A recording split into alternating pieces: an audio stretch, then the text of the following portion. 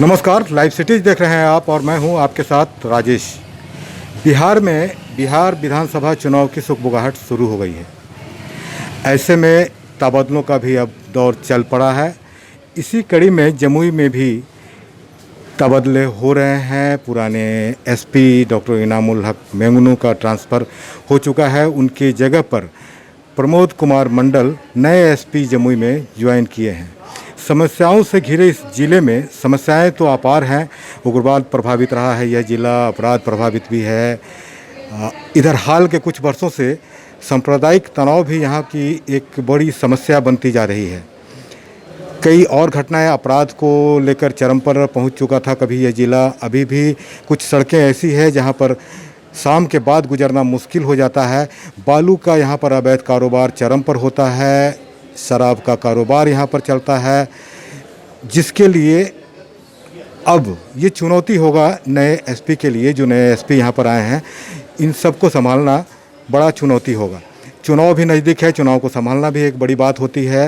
हालांकि यहाँ के जिलाधिकारी पिछला चुनाव लोकसभा चुनाव यहाँ पर देख चुके हैं। हम आपको बता दें प्रमोद कुमार मंडल जी के बारे में कि ये 2010 के दशक में 2012-13 की बात है, जब नरेंद्र मोदी प्रधानमंत्री नहीं बने थे। पटना में एक बड़ी रैली उनकी हुई थी और उसी दौरान बम धमाका वहाँ पर हुआ था, सीरियल ब्लास्ट हुआ था। उस ब्लास्ट में के पहले मोतिहारी में जो एसपी थे विनय कुमार, उनके साथ उनकी टीम में ये उस समय वहाँ एसडीपीओ थे और वहाँ पर उन्होंने यासीन भटकल नाम के आतंकवादी को भी पकड़ा था। कहा जा रहा है कि वो आतंकवादी अगर नहीं पकड़ा गया होता तो पटना का जो ब्लास्ट था वो बहुत बृहद पैमाने पर उसके प्रोग्राम बनाए गए थे और बहुत भयावह स्थिति वहाँ पर होती। आइए हम मिलते हैं जमुई के एसपी प्रमोद कुमार मंडल से और जानेंगे इन समस्याओं के बारे में कि कैसे इस जिले को वो हैंडल करेंगे। हालांकि जमुई में भी वो यहाँ पर डीएसपी रह चुके हैं। पहले 2010 में यहाँ पर 1 साल के लिए वो डीएसपी थे। जिला जाना हुआ है, लेकिन फिर भी आइए हम जानते हैं उनसे क्या कहते हैं इन समस्याओं के बारे में। सर बहुत बहुत बधाई सर आपको। इसके पहले भी सर जमुई में आप रह चुके हैं और बतौर एसपी पहली बार जमुई में जिला को आप संभाल रहे हैं, आए हैं। कैसा सर लग रहा है और प्राथमिकताएं सर क्या होंगी आपकी? धन्यवाद आपका। 2010 में मैं यहाँ था एज एसडीपीओ सदर जी। और 10 साल का काफ़ी लंबा अंतराल होता है, लेकिन अनुभव काम आता ही है हमारा। जमुई अच्छा शहर है, अच्छा ज़िला है, काम होगा यहाँ पर। पूरी टीम हमारी अच्छी है। सर 10 सालों में काफ़ी कुछ बदला है। अभी अगर आप देखें तो अभी के दौर में सबसे बड़ा जो समस्या जमुई में दिख रहा है वो लोगों के बीच में तफरके का दिख रहा है। सांप्रदायिक तनाव यहाँ पिछले कुछ वर्षों से देखा जा रहा है कि लगातार बढ़ गए हैं। हर साल कुछ ना कुछ ऐसा हो जाता है जो कि तनाव काफ़ी बढ़ जाता है। कैसे सर इसको क्या करेंगे, किस तरह से इसको? देखिए, इसके 2 तरीके होते हैं। एक होता है कि आप पहले से अनुमान लगा लीजिए कि कहाँ पे क्या घटना हो सकती है, ठीक ना, या जो पॉकेट में पहले से तनाव रहा हो, जहाँ पे भी पॉपुलेशन का भी आसपास में रहती है। एक होती है प्राइमरी कॉज, किस कारण से हुआ ये घटना, और एक होता है कि इमीडिएट रीजन। जैसे आप आढ़ा वाला घटना देखेंगे तो एक मोटरसाइकिल से एक महिला का टक्कर हो गया और इलाज कराने के बाद पर बात विवाद हुई और उसी में ये दोनों घटना बढ़ गई, ठीक ना। तो हमारे योगदान करने से पहले 2-3 घटनाएं यहाँ पर हुई। हम लोगों ने सभी घटनाओं को पर्सनली देखा है जाके, और अभी सभी जगह स्थिति नियंत्रण में है। अभी मुहर्रम आने वाला है, हम लोग पूरी तरह से तैयार हैं और शांति से मुहर्रम होगा। यहाँ के लोगों का सहयोग भी मिलेगा। जी। किसी भी शहर को सर अगर देखा जाए तो उसको व्यवस्थित है शहर और सारा चीज़ ठीक है। सर बहुत बड़ा योगदान होता है सर ट्रैफिक का। यहाँ पर का ट्रैफिक एकदम चरमराया हुआ है। आप अगर अपने रेसिडेंस से ऑफिस अगर समाहरणालय सर पहुँचते हैं, इस बीच में ही आपको दिख जाएगा। मेन बाज़ार की तो बात छोड़ दें, मुख्य बाज़ार होते हुए हॉस्पिटल का रास्ता है, मुख्य बाज़ार होते हुए थाना का रास्ता है जो टाउन थाना है। तो बीच का जो ट्रैफिक का यहाँ पर बहुत दिन से ये कोड आप कह सकते हैं सर बना हुआ है। इसके लिए सर क्या किया जाएगा, किस तरह का प्लान ये करेंगे आप? देखिए, अभी तो हम अभी आए हैं, लेकिन हमने इसकी समीक्षा की थी, कुछ पत्रकार बंधुओं से बात हुई थी, तो उन लोगों का एक सजेशन आया था। तो हम एक मीटिंग करेंगे यहाँ के व्यवसायी वर्ग के साथ में भी, ताकि उनका व्यवसाय भी बाधित न हो। इसमें यही होता है कि अगर आप ज़्यादा सख्ती करेंगे तो फिर बिजनेस क्लास को दिक्कत होने लगती है। तो मेरा ये मानना है कि कचहरी गेट से जो 4 पहिया वाहन जाती है टूवर्ड्स मैसौरी चौक की तरफ, उसको बंद कर दिया जाए पीक आवर में, और जो भी गाड़ियां हैं वो टाउन थाना के पीछे से होते हुए मैसौरी चौक से होते हुए इस पार आवे। तो एक इसका सर्वे कराते हैं हम लोग, और अभी तत्काल कुछ पुलिस बल की वृद्धि की जाएगी वहाँ पर, ताकि जाम से मुक्ति मिल सके।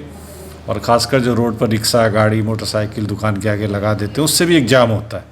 लोगों को में भी अंदर में जागरूकता होनी चाहिए कि अगर आप बाइक लगा रहे हैं तो बीच रोड में बाइक ना लगा दें, अगर आप कार से उतर रहे हैं तो बीच कार में उतर के मार्केटिंग ना करें। ये लोगों का सहयोग चाहिए। ये काम केवल ऐसा नहीं कि डंडे के बल पे हो जाएगा, और अगर ऐसा नहीं हुआ तो फिर लोगों से फ़ाइन भी काटा जाएगा ट्रैफिक रूल के तहत में। हमारा ध्यान है, एक राकेश जी पत्रकार साहब थे यहाँ पे, उनका भी सुझाव आया है, तो हम लोग इस पर मनन करेंगे। 2-3 दिन का समय चाहिए हमें। जी जी। सर, बालू को लेकर के हर जगह बालू को लेकर के समस्याएं होती है, और अवैध कारोबार पर बहुत बातें होती है। जमुई में भी सर कुछ इसी तरह का मामला चलता रहता है, और उसमें बहुत संलिप्तता भी प्रशासनिक स्तर पर भी होती है। क्या सर करेंगे इस पर, कैसे क्या इससे निपटारा पाएंगे? 3 दिनों में अगर आप पता करें तो 3 दिनों में आपको फ़र्क समझ में आ जाएगा। आप केवल माइनिंग से फिगर जाके मांगेंगे तो कम से कम 50 ट्रक उनके पास फ़ाइन के लिए भेजा गया है पूरे ज़िला में से, ठीक ना। सोनो जो सबसे ज़्यादा बदनाम था, वहाँ कंप्लीट बंद करा दिया गया है। सभी थाना प्रभारी को कहा गया है कि आप अपने स्तर से जितना संभव हो अवैध कार्य को रोकें। इसमें देखिए मुख्य रोल माइनिंग पदाधिकारी का होता है। पुलिस एक सब्स्टिट्यूट है, हम सुरक्षा देते हैं लोगों को। तो माइनिंग पदाधिकारी से हमारी लाइजनिंग हो रही है, और ये बंद हो जाएगा, अवैध बंद हो जाएगा। वैध चलेगा, अवैध बंद हो जाएगा। एक सर दौर था बहुत पहले, कहा जाता है पशुपालन घोटाला बिहार में हुआ था, उसमें स्कूटर से गाय भैंस ढोई जाती थी। जमुई में सर ऐसा देखने को मिला है कि स्कूटी से बालू ढोया जा रहा है। एक ट्रक पकड़ा गया था जिसमें जो नंबर था, वो नंबर अभी भी शायद वो स्टेडियम में गाड़ी ट्रक लगा हुआ है, उस पर नंबर है सर, वो स्कूटी का नंबर है, झारखंड के किसी स्कूटी का नंबर है। तो इस तरह के वाक़ये में सर कार्रवाई क्या उम्मीद की जा सकती है, किस तरह की कार्रवाई? देखिए, चालाक केवल आप और हम नहीं है, चालाक अपराधी भी है। जी, ठीक ना। सिर्फ पुलिस और पत्रकार ही चालाक नहीं होते, चालाक अपराधी ही होता है। वो भी एक नए नए हथकंडे अपनाई करता है। लेकिन अगर ऐसा मामला आया तो निश्चित रूप से उस ट्रक के फिर ऊपर 482 का केस बनेगा। तो माइनिंग से अगर एक रिपोर्ट आ जाती है या डीटीओ से कि ये मोटरसाइकिल का नंबर इसमें लगा हुआ है, तो पहली बात तो गाड़ी रिलीज नहीं होगी, वो गाड़ी वहीं का वहीं जब्त होकर सड़ा रह जाएगा। कैसे रिलीज होगा आप बताइए? अगर उस पर नंबर लगा हुआ है मोटरसाइकिल का, तो कोई कोर्ट उसको रिलीज करने का आदेश दे नहीं सकता है। तो है ही, तू डाल हम पात चलता रहता है इस सिस्टम।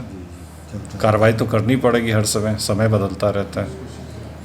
सर, शराब की सर बात करें तो ये बॉर्डर का क्षेत्र पड़ता है, जमुई झारखंड से एकदम सटा हुआ है। दो एरिया एकदम आपका, एक गिरिडीह साइड से हो गया, एक देवघर के साइड से हो गया। शराब का खेप बराबर यहाँ पकड़ा भी काफ़ी जाता है सर, ऐसा नहीं है कि नहीं पकड़ा जाता है, लेकिन शराब का कारोबार रुक नहीं रहा है। काफ़ी शराब के बारे में यहाँ पर देखा जाता है कि सुलभ है, लोग जो हैं वो उनको उपलब्ध हो जाता है, जो इसके शौकीन हैं। कैसे सर इसको रोका जा सकता है और क्या करेंगे सर आप इसकी? देखिए, इसमें पहले से ही सरकार बहुत सख्त है। मुझे अभी आए हुए 2-3 दिन हुए हैं, मैंने इसकी समीक्षा की है। हमने सभी बॉर्डर के थानेदारों को बड़ा सख्त हिदायत किया है कि अगर आप ज़रा सा इसमें लापरवाही करेंगे तो माना जाएगा कि आपकी मिलीभगत है। लापरवाही को मिलीभगत माना जाएगा, तो हम इस पर एक्शन करेंगे। उग्रवादियों और अपराधियों के लिए क्या संदेश है सर आपका? एकदम स्पष्ट संदेश है, कानून के दायरे में रह के काम होगा। अगर आप कानून तोड़ेंगे तो आपके खिलाफ कार्रवाई उतनी सख्त होगी। सर, देखा जा रहा है जमुई ज़िले में कि बालू का जो अवैध कारोबार यहाँ पर चल रहा है, उसमें कहा जा रहा है कि पुलिस की भी संलिप्तता रह रही है या रहती है। क्या कहेंगे सर, इसको कैसे क्या हैंडल करेंगे? मुझे भी भनक मिली है, तो मैंने अभी तो मेरे पास कोई डायरेक्ट साक्ष्य नहीं है, ठीक ना, मेरे पास कोई डायरेक्ट साक्ष्य नहीं है, लेकिन मैंने एकदम स्पष्ट चेतावनी डीएसपी के माध्यम से सभी एसएचओ को दे दिया है कि आपके साथ वही ट्रीट होगा जैसे एक अपराधी के साथ ट्रीट होगा। इसके बावजूद अगर लोग नहीं मानेंगे तो वो जेल जाने के लिए तैयार हैं। तो सुना आपने, साफ साफ एसपी साहब का कहना है कि वो पुलिस के अधिकारी रहें, अपराधी रहें, गलत काम करेंगे तो कोई फ़र्क नहीं सज़ा में रहेगी, सज़ा बिल्कुल मिलेगी सभी को।